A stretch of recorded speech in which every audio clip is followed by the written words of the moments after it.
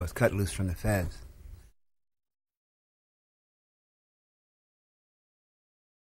Most priests, bishops, popes, rabbis, mullahs, you name all the organized religion, they consider psychoactive plants to be all sinful. Of course, they would consider anyone that got up in the middle of Mass and screamed, "Hooray, Jesus, I love you!" That would be considered bad form. I hope you're getting the point here that in the 60s, or even before, in the 50s and 40s, when Englishmen like Huxley and Watts and Hurd and French people and Wasson, of course, they always used the religious metaphor for my eyes open, light, illumination, great, great, great. Changed my life. I saw there was a unity in everyone and everything. When you really know religions are set up to constrict, to imprison the faithful, the flock, by the principles of religion, the Ten Commandments of the Six. The experiments that you did with prisoners at Harvard, where you found that you cut the rate of return to prison from 70% down to 10% with these experiments. Would you tell us about that and what kind of changes these prisoners went through? Well, you cannot generalize. Every single human brain is different. The complexity of 120 billion neurons, and each neuron is like a big computer in your head and in my head. Everyone has their own viewpoint. That's Einstein, that's quantum physics. One thing we did, we never experimented on the prisoners or on the divinity students. Experiment means we're here looking down at them. We met with them. We showed them all of the reports. When we met in the prison, and when we met for the first time, and when we met in that Good Friday thing, I was the first person to take the drug in the prison. Why? To show the prisoners that we were not doing something to them, that we weren't doing ourselves. It must be good. We're not trying out, oh gee, 7 died, 3 went mad, and 2 felt good. Not that. We're doing it ourselves. And the power of that gesture, it's not a gesture, says it all. We've set up a situation here where the top guy is getting right down there and is going to do anything you're going to do. Remember, there's no top guy. We put the prisoners in charge of it, and it just kept rotating all the time. I don't want to belabor the point that you can't generalize. It's every individual situation. And a group with 7 or 8 or 10 different people. Now, you can't explain it, but what you have to do is realize, get here we are. And remember, we're all different. And you're going to have experiences I won't have, and we'll share them, but we're all going to... And I think that's ennobling the individual. And we're not talking about experiments and subjects and all that. We're talking about the human potential, which is so incredible. You're talking about giving an experience to prisoners while you experience it yourself. Yeah. And that your work was extremely successful, and yet they stopped it a couple of years later when they tried to disgrace you. They shut down Mexico, they shut out. The prison system loved us. They were begging us to come around. There were like 10 prisons in Massachusetts. And I got flown, it's kind of funny, I got flown out to California when I was at Harvard because the avant-garde California governor wanted to do what they're doing back there. And I went around to 2 or 3 prisons here to meet with the, not just with the prison psychiatrists, but also parole people and correction people. And they never got off the ground. But the point I'm making here is they loved us when we began. By the way, incidentally, I came back as a prisoner 20 years later, was given the same test that we taught them, which is kind of a, I don't know whether there's a point there or not. I like to think there's a point there. But after been going very successfully for about a year, Paul, I always went to see the warden. He loves me like this and that, and we talk, and you know, he called me Timmy. I can never figure out why. And he said, "Timmy, come here, I got to show you something. Look, there's a new addition. We're going to double the prison. See, it's going to be a baseball field here, and 3 more, and you know, this and that, like that." I said, "Warden Grennan, what does this mean? We've just cut your prison rate in half, and it's going to go down within 3 or 4 years to continue this. There are only about 100 prisoners left, so what do you mean?" He didn't want to hear that, did he? He didn't want to hear that, because every administrator It's the Oedipus complex. Edifice. They want building. They want money. Building. Payroll. We're also helping the prisoners see when they left. We didn't just leave them there. We had a whole system. What was it called? Something like outside. But we would get them jobs and act as their parents. If they got drunk, we bailed them out. The students did during that period of transition. So the doctor, the black doctor, said, "Oh yeah, you'll do fine. But sooner or later, they're going to catch on to the fact that if you're successful, you're going to put them all out of a job." Remember, these were people that volunteered to spend their own money to come all the way to Mexico. And then they had to go through an incredibly complex reception. We didn't want to have people that didn't know what they were doing. We didn't want people there that were, so that no one was ignorant. These people, as I say, were carefully selected.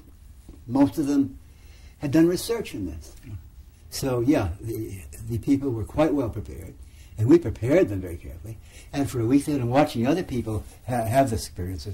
Before a person took a drug at that summer hotel in Mexico, they had enormous amount of hands-on eyeball experience. You must never, ever do anything to someone that they don't understand. And we would never think of giving this drug to someone that didn't know, to the extent that anyone can know, that it was going to be this strange experience. That we used the best language available in the 60s to describe these altered states of consciousness. And there was nothing in the psychology, because altered states were bad. They were different. You were seeing, making up your own reality, which quantum physics tells us you have to do, but none of the establishment control people want to hear that.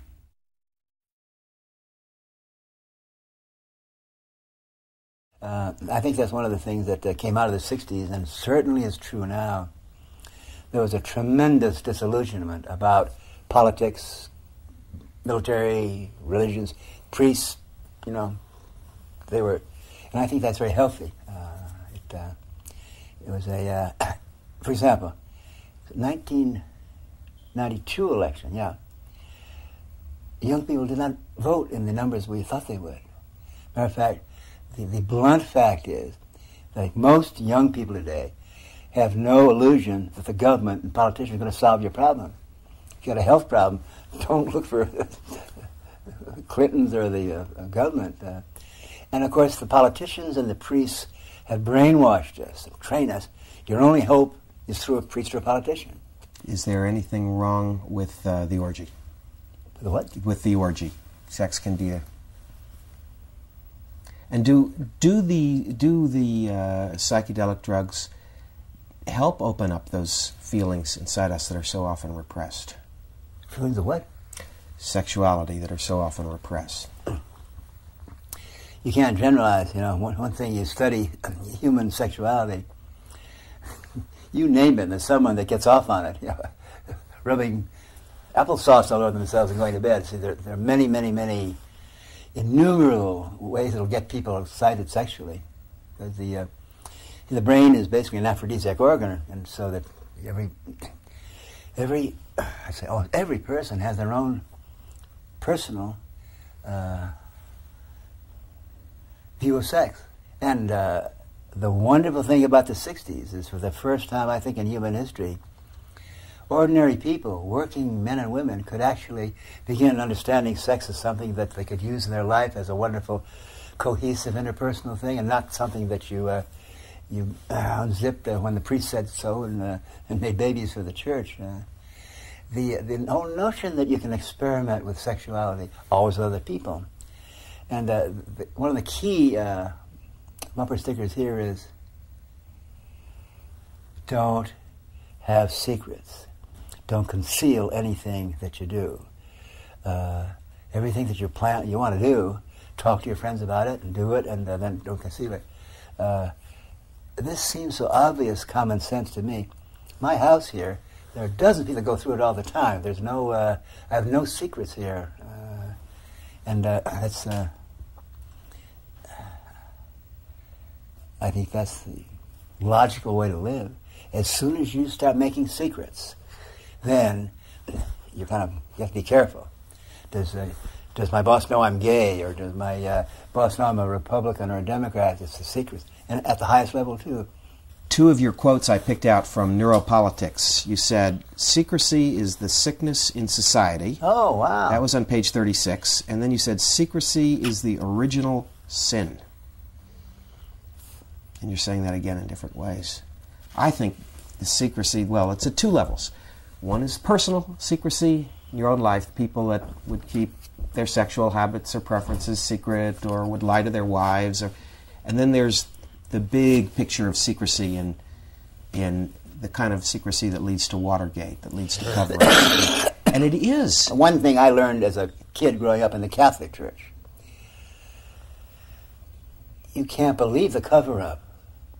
Only in the last 10 years have we realized that 50% of Catholic priests are actually gay, and that they're those nice little altar boys that are going like this, and they're holding for the altar boys. 20 minutes later, in the back of the sacristy, the priest has got the little boy's pants down.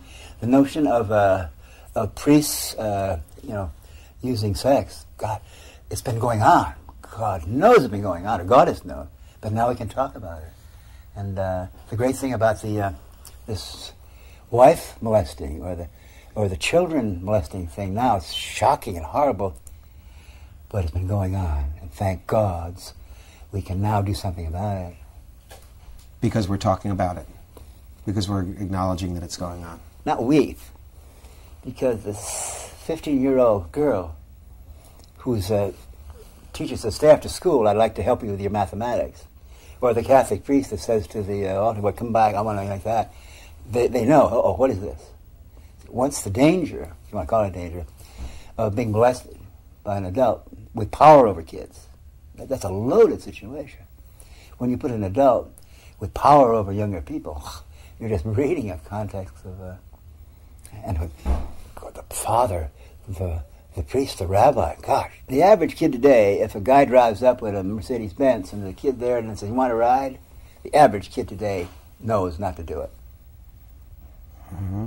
Unless if you want to try it, do it, but at least they know that's going to be a loaded situation, and that I think that's great.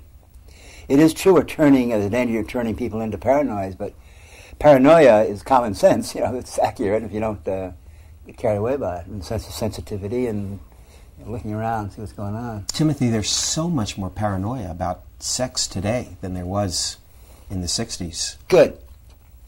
Because there's more child abuse in the 60s and more wife abuse in the 60s than there is now.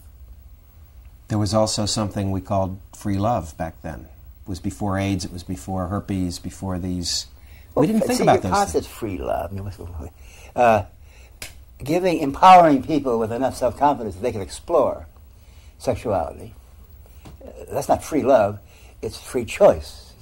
It's selectivity, it's a pro-choice.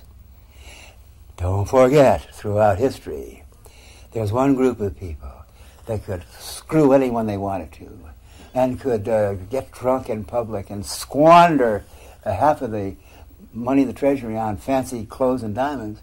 It's been the priests who could get away with it, or the kings, or the military guys. Hey, the military comes in, they kill all the men, rape all the women. It's going on right now in Bosnia and Serbia.